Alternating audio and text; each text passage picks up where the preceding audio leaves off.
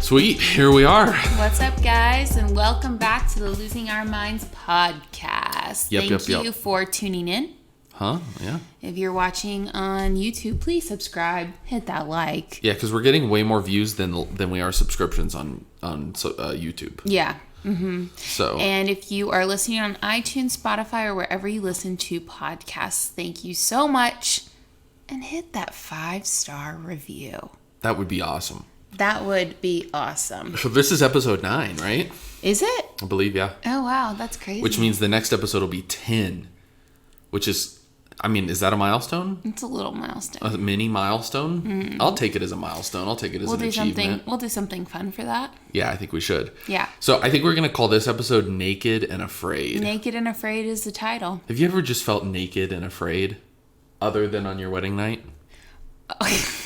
Okay, we should probably talk about where this comes from. Yeah, Ariel shared a meme the other day that was like the Naked and Afraid TV show's logo. Yeah. And then it said... Christians on their wedding night. Yeah.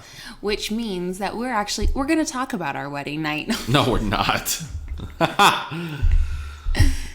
But we still married, you know what I'm saying? So something went right. Oh, God, I have no comment for that. But Which yeah. Which means I ain't wrong. No, you're not wrong. So we were naked and afraid, though. Yeah, kind of. So the reality is it is Wednesday, August the 26th. Tomorrow we actually fly to Tucson. We do. I mean, I guess it hasn't really been. My family hasn't really posted it or anything like that, but my aunt, my mom did post something about it, but my aunt, my dad's baby sister, passed away last weekend. She went to go home to be with Jesus, and just so this week has been weird. This week has been really, really weird for me, specifically for my family. It's all been very just weird and emotional, and yeah, I just don't even have all of the words to put it into. But Friday, when this launches, will be the funeral, and so that's what we'll be doing on Friday, and just headed back to really be with my family and be, present and honor the life that my aunt, my Thea, lived. And so yeah, just emotions all over the place for sure. Yeah, we kind of talked about not doing this episode, but you felt like you still wanted to. Yeah, we did talk about skipping this week, but I did feel like I wanted to just kind of even talk about, I think this week, specifically week and a half, I've been struggling with a lot of fear and anxiety to I feel like a different level. Hence the title, Naked and Afraid. Naked and So Afraid. You've been afraid, minus the naked. I have not been naked. I've just been afraid. You've showered a couple I've showered, times. That's true. I've probably showered twice in the week. So, but anyways, yeah, I think since all of this and the emotions of my family and just me, and I mean, this is my aunt, and so it's just a lot. I think that what it is I have been really even struggling with the concept of death a little bit. I do have faith. We talked about it like 2 episodes ago about on our Religion is Weird episode, and talked about how being a Jesus follower, you have faith. That's one of the most beautiful things, that this is not it, that there is life after this, and that it is beautiful and it is peaceful, and everything is good in that next life. Everything is perfect and good. And I do stand by that, but I think that there are seasons in your life that you go through where you struggle with the realities of that. You struggle with, I think your faith can get tested. I think that you can start to have doubts. I think all of that is really normal. And especially when something like this happens, that's just so real. Mm-hmm. You're confronted with the realities of really believing in the next life and standing true to that, if that makes sense. Yeah. Yeah. Mm-hmm. So I think that that's where a lot of my fear and anxiety this past week and a half has been just, it's coming to like, I feel like I explained it to you the other day. It's like coming to a crossroads and deciding really where you're going to stand and what you're going to believe. And I think that there are times in your faith that happens. I don't think it just happens one time. I think it happens so many times throughout this journey of life. And I think that that's where I'm at right now, of like, where am I really going to stand? Though I know where I'm going to really stand. It's just... Well, and when you're confronted with it, the reason for those of you that are on the podcast, I'm looking at my phone, is I'm trying to pull something up that was going to be context for something I was going to say. But the reality is you're like suddenly face to face with something that's pretty intense, you know? Yeah. And confronted with your own mortality and stuff like that. And I mean, you know, death is sort of the big, fear for so many people. Right. Regardless of faith, Right. it's still the idea of it's the unknown. your earthly body being Yeah. gone is Right. a scary thing. Right. And is the source, we should do a whole episode on this subject, I think. But, one of the funny things about Harry Potter is how, for so long, and even to this day, so many Christians are like anti-Harry Potter. But, one of the big themes that Harry Potter deals with is death, and deals with on a lot of different levels, because J.K. Rowling, the author, a lot of the stuff she deals with in the books is even her own turmoil of her mother's death and stuff like that.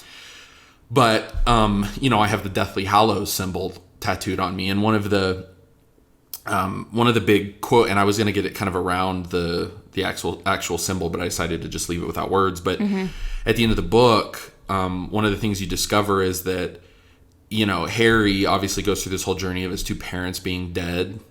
Like that's the core of his story, is the fact that they died, and specifically in sacrifice of him, for him. But on their headstones, in the graveyard, they have the last enemy to be defeated is death, which is a biblical quote. Like it's literally 1 Corinthians something. I'll tell you exactly what it is. It's 1 Corinthians 15:26. The last enemy to be destroyed is death. And it's this whole idea that, like, we can kind of conquer everything on earth, but there's still this last enemy that really, as humans, we have no ability to conquer and destroy. Right. And that's kind of one of the things with our faith, is that actually through what we believe Jesus did for us, we do get to conquer death and move beyond that. But so true. So I mean, that doesn't necessarily have to do anything with but directly, but yeah, no, I think that's really cool, and I think that's really good. I think that I'm trying to like put all my thoughts into words, because I have been just wrestling with so many thoughts and feelings and emotions this past week. And I think that it's so crazy, because when you think about the one thing that is, I think C.S. Lewis said it. Is it C.S. Lewis? No. Wow.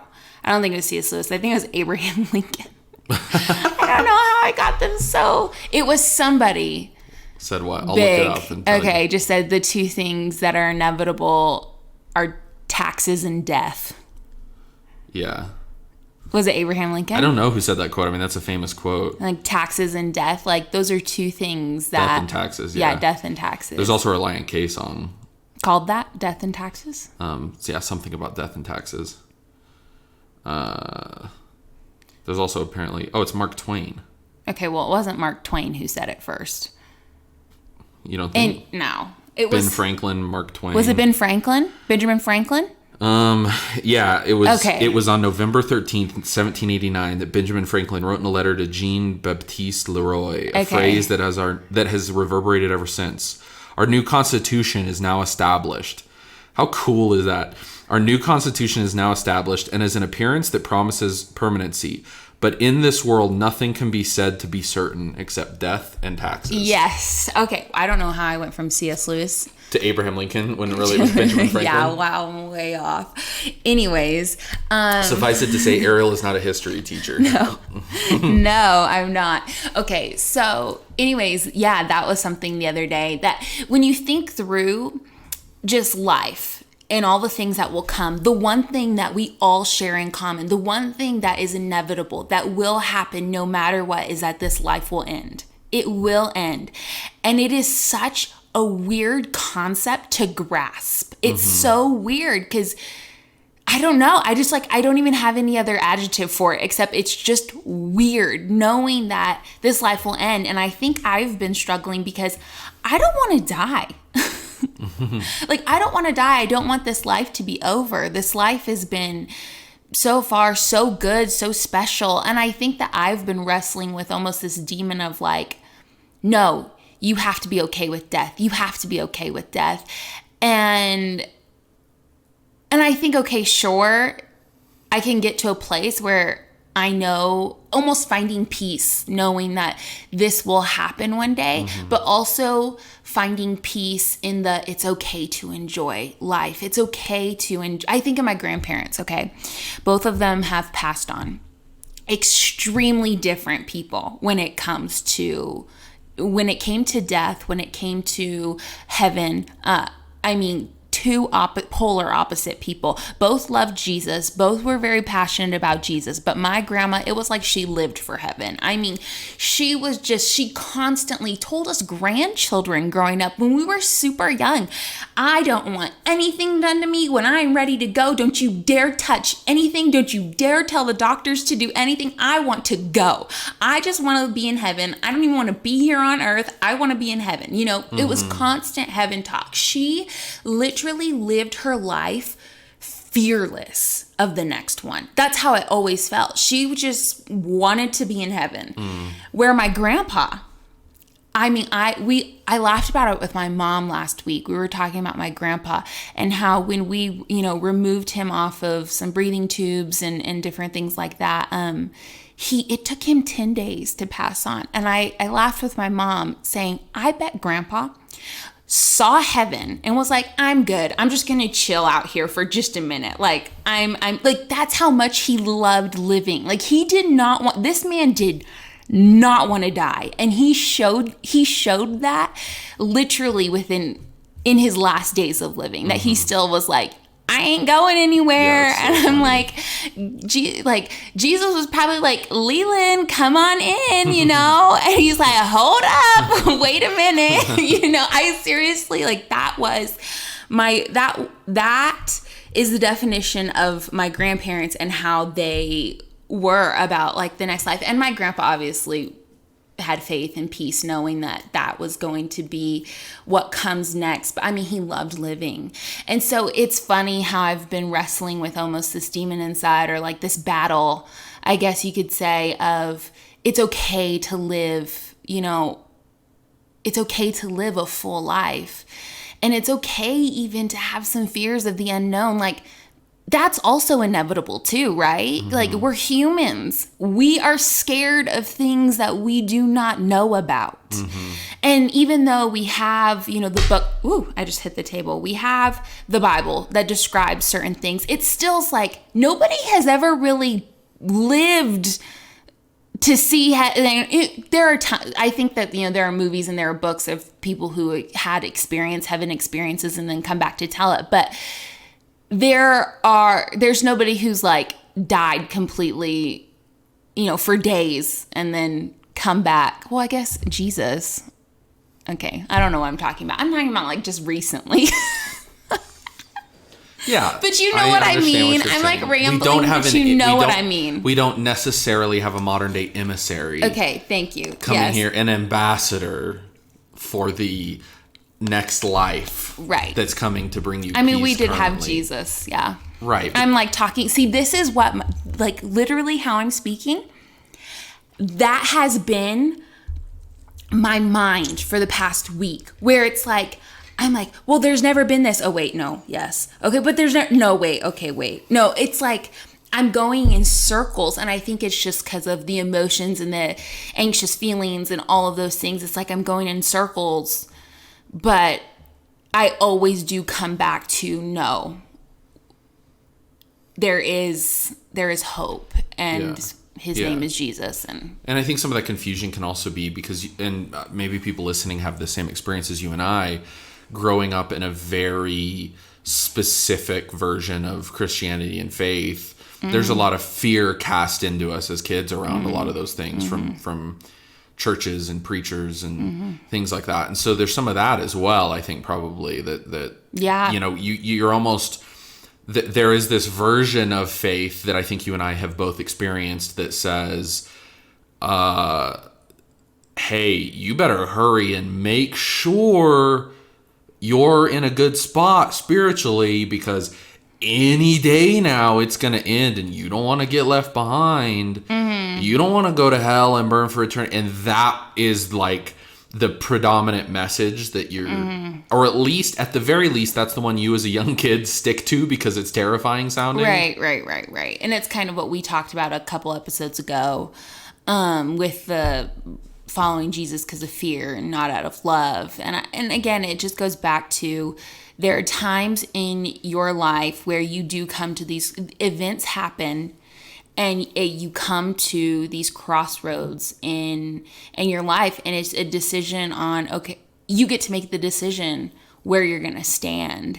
And if you're going to let fear and fear of the unknown and fear of the next life and fear of death, if you're going to start to let those things win your mind. Right, because we all have interacted with people in life that let fear drive their lives. Right. And that's I've never been envious of someone who's just scared. Yeah. Well, you know what's funny is it's easy though. It's easy to live in that. I don't know why, but it is so hard when you jump into the fear pool and you're swimming in it for a little while. It is very hard to get out. And it is like this mental shift that it's like it's hard to put on those floaties and try to swim yourself out. Does that make sense? That's the only way I can kind of describe it in my head. Yeah, well, once you've descended into any negative emotion, it's hard to get out of it. Yeah. Right? I mean, yeah, that's how I felt. Yeah. Like I feel like I am getting to this other side of beating the war in my mind. But I also feel like I could slip it any minute. Does that make sense? Yeah, I'm sure a lot of people have had that feeling with different things. Yeah. And I've never really experienced it with like fears and anxieties, but I've had that with like, you know, maybe anger or things like that, or impulse control or things like that before. So I can totally understand. You know, one of the interesting things with fears, I thought that we listened to somebody talking about fear recently, and I don't know if the analogy or the whole concept really struck with you the way it did with me, but the idea that it is our propensity to fear that also gives us the ability to hope and imagine for the future. Because what is fear? Fear is simply us projecting past experiences or past stories even that we've been told onto the future in a negative context. So I am scared of getting on this airplane because I have heard that airplanes can crash. Or I see it in the movies. Or I've seen movies where airplanes have crashed. And so that's fear, right? The projection of a past, something you've witnessed or experienced in the past, the projection of that onto the future in connection to negative emotion. Well, that's also what hope and dreaming and imagining for the future is. It's me projecting that, hey, maybe the past wasn't great, but maybe the future can be better because other people have succeeded. It's the difference between people who live in a state of victimhood and I'm the victim and woe is me and the world is out to get me and things are against me. Because you see people that have the same life circumstances, born into the same similar sort of circumstances, and one person says, woe is me, I'm the victim. The other person says, I can climb out of this. And then does. And it's the difference in how you choose to use your ability to look into the future. Do you choose to look into the future taking negative emotion with you, or do you choose to look at people who have looked like you and have succeeded? Or do you choose to look at the fact that the likelihood of you being in a plane crash is next to nothing? Or, you know what I'm saying? How do you choose to take your emotions into the future? And the truth is, the ability, you would not give up all your fear you would not give up your human ability to fear, because then you would have to give up your human ability to hope and imagine and dream. Yeah, it's true. And you wouldn't give up those things. I don't think anybody would give up those things. That's the saving grace. I mean, that's the saving grace of fear, I guess. Because the reality is, nobody is fearless. You're just not. We're human. We fear things. We just do. I literally, I mean, I look at adrenaline junkies and I'm like, how do they, I wish I could be them, because I do look at them and think they're fearless, but it's only silly of me to think that somebody like that is fearless, because there's something that they're scared of. There's something that we are all scared of. Yeah, everybody's wired different. There's people, you can walk into any room and talk to anybody. Right. With no anxiety, no fear. There's plenty of people that is one of their biggest fears. Right. You can step on a stage and talk in front of a bunch of people. Other people have severe stage fright. So everybody, you know, depending on how you're wired, how you were nurtured by parents, the things you experienced cause you to attach negative emotion to certain things, you know? Yeah, so funny. That's so funny. It's been interesting even to be in this journey and thinking through certain things and trying to put puzzle pieces together. Like, I'm going to call my dad out real quick. But my dad doesn't fly. It's just something he's been on an airplane maybe a handful of times. He just doesn't fly. I don't know. He doesn't really talk. You know, my dad doesn't. My dad's a tough guy, and he doesn't really get down and dirty with the different emotions. He's just reserved. He's just reserved, correct? Right. So my dad doesn't really talk too much about like why he doesn't fly or anything like that. He just doesn't. He prefers to drive. Now, I'm totally calling him out. So if he's watching this, sorry, Dad. I love you though. But I would have to say it's because he likes being in control. You know, whenever you get on a plane, you're giving your control. Your control is gone. And I would say he probably likes to be able to drive. Even growing up, he never let my mother drive. So, I mean, yeah, he probably likes to be the one who's like, I'm in control of the steering wheel, which is funny. I'm just saying this about my dad because I am seeing those things in myself now. And it's just funny because last year I was on a plane coming home from the Philippines, like over the ocean, 13 hours, you know, no stress, easy. This year, I think with just all the chaos and uncertainty and all the things happening in our world, so much of my anxiety has come up in flying. It's been weird. We're going on a plane tomorrow. I can't think about it too much. And I'm going to be with you and it's secure and it's fine and I'm going to be fine, but I can't think about it too much because I'll go down a spiral because suddenly I've lost control. I've handed it over to this captain that I do not know. I do not know his name. I do not know where he went to school. I know nothing about this captain, nothing. But suddenly I'm giving my control and my trust is now in this pilot. Am I calling him a captain? Yeah. Would he be? Whatever, pilot.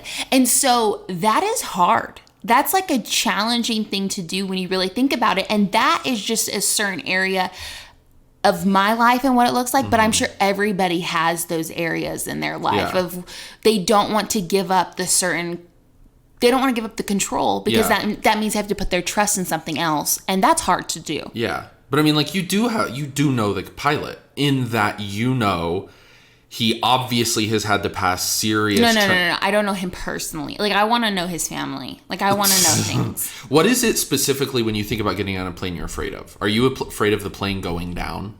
Yeah.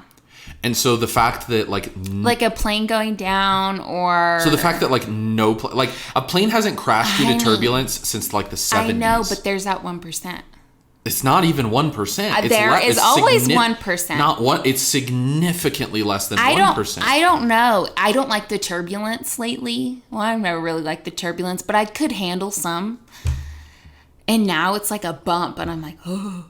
Oh, I know. I'm like, you know. Yeah. I'm looking around. People know too. Last time I was on a plane, I was all alone, and the turbulence was so bad. And the poor woman next to me, I was just like looking. We all got masks on, so I can't see any of their dang emotions, but they can just see me looking. So this woman was so sweet. And when we got off, she's like, we made it. She was so sweet. But I'm like, this woman knew I was freaking out. The funny thing is what you call significant turbulence now, you would have said was nothing like a year ago. I know. No, that one was really bad. I would have said it was bad a year ago. But I think turbulence freaks me out. And then... but what about... do you hear me when I say a plane has not crashed due to turbulence since the 70s? Yeah, I know. I think it's like 78 or something. Yeah, but it's 2020, baby. So? Exactly. That's my point. The likelihood of a crash just goes down as technology gets better. Oh, goodness, no. It's never been safer to fly than today. 2020 is the year that anything goes. So, I just think... when 2021 hits, I really think some anxiety is going to flee. I don't think so. Oh, Jesus, help us, please. Anyways, we were talking about just the other side being hope. And I think that has been a cool concept to think about over the past couple of days, is that on the opposite end of fear, there is hope. And it is our choice where we're going to stand. You can continue to stand in the fear. I did for like 5 days. Like bad. I mean, it was bad. And you know, because you witnessed it. I'm crying in the closet and I'm not really sure why. And you're like, oh dear God, how am I going to help my wife other than just be here for? And that's the thing, is it's one of those situations where I really can't do anything. This is a you battle. All I can do is be supportive. Right. And you're supportive, but then it's like, oh my goodness, I'm the exact same way the next day. I have not gotten better. You know, you thought, oh, she got out a really good cry for 3 hours in her closet. Maybe she'll be better the next day, but I'm not. I'm still bleh, you know. BLAH. That is how I just have described my feelings the past, week. I'm just blah. And so then I'm not, and you're like, oh my goodness, okay. But it's so easy to stay in there, but suddenly it's like, okay, Ariel, what are you going to do? Are you going to continue to stay in this place? Like, what are you scared of? And when I ask myself every time, what am I scared of? Well, I'm scared of death. Well, I have hope. So I need to stand in that hope. The worst thing that can happen to me is that my body dies. Well, that's the biggest thing, right? Like, that is the thing. That is what brings the most fear. But if that's the worst that can happen, and I have hope knowing that there's something else, there's something more, and my life's not over, baby. It's like, this is going to end, and then my beginning will start. My beginning to forever will start. And I have just been having to constantly remind myself every day that this will end, and that is okay. And it will happen for every single person that is born. Every single person that is born will die. That is just how life works. But I have the hope knowing that this is not the end, that the day that I die, I will wake up somewhere else and it will be the start of my forever. And that has been comforting for me, knowing that that is the story of my aunt, and that is where, she's woken up and she's healed and her pain is gone and her forever has started. I can stand in that hope, or I can continue to live in the grief, or I can continue to live in the fear. And over the past 2 days, I have decided that I'm going to stand in the hope. But it's hard to get to that place. Yeah, sure, it's a journey. But and then the other side of that is, even outside of that, so what? You're just going to live your whole life scared every day and not enjoy this life that you have? Yeah, you can't. It's like, no, you've got to embrace, if you have 2 days left or 2,000 days left or 20,000, whatever. Yeah. You have an opportunity while you're here to live life. Yeah. And if you just live that life consumed in nothing but fears and anxieties, that's not much of a life, Yeah. And so there's that piece too. 100%. If we believe that we've been gifted a life, that this life is a gift, I don't want to squander the gift that I've been given. I want to live it to the fullest. Yeah, totally. Yeah. Well, I don't even know what else to say other than, if you're out there wrestling with some fears and anxieties, hopefully this kind of just shows you that, one, you're not alone, and two, it's just a journey that you're on, and maybe it gave you some other ways to look and think about the whole concept of fear and anxiety and all those things. And yeah. And I think what I was going to say is I don't know what to say other than if you are in a similar place that I am, knowing you're not alone and that it's okay. But also there is hope. And I just encourage you to figure out how to stand in that hope, to stand in the faith. I've been writing on my arm every day, faith over fear. Mm-hmm. Maybe I should just get a tattoo. I don't know. But probably not. I'm scared of needles. Anyways, but I've been writing faith over fear, and it's really, really helped me. Anytime I get anxious throughout the day, just look down, faith over fear, faith over fear. Just remember that faith is so much greater than your fear, and that you're right, this life is a gift. And if I do not live it to the fullest, I don't want to look back at the end of my life and regret anything, right? Mm-hmm. So if I can't change the inevitable, I might as well live my life to the fullest. And the day that I die, or if I die first, okay. Okay, I have to go on The Bachelor now. Oh gosh. No, but that was her dying wish. Yeah, that is my dying wish. But that my wife lived her life to the fullest, and she had no regrets. And yeah. And I think also one practical thing, write everything down. Like, write everything. I've just been writing everything down the past couple of days, and it's helped a lot. If that helps for me, that helps. And maybe for you, it's so different. You don't really struggle with these emotions that I struggle with. It looks different for you. Maybe we should have a podcast about what that looks like for you. What do you mean? What like looks an episode. Like? What my problems are? Yeah. What is that? What you're... We need to talk about your situation. I have a thorn in the flesh. It has a name. If it's my name, I'm going to hurt. My name is Ariel. Just kidding. I'm about to poke you hard with that thorn. Kidding. I'm glad you shared. Yeah. No. Naked and Afraid, episode 8. Yep. I think that we can end with that. Just, you're not alone and it's okay, but stand in the hope. Get yourself out of the fear and stand in the hope, stand in the faith, knowing that, there's something else that's greater and better than we can ever imagine. With that, are we done? Yeah. What time is it? Oh, yeah, we are done. Mm-hmm. Well, thank you for listening to the Losing Our Minds podcast, where we recommend that you don't take any of our advice because it is definitely clear that I am losing my mind. I'm Ariel. Grayson, thanks for watching. We'll see you next time on episode 10. Adios. Later.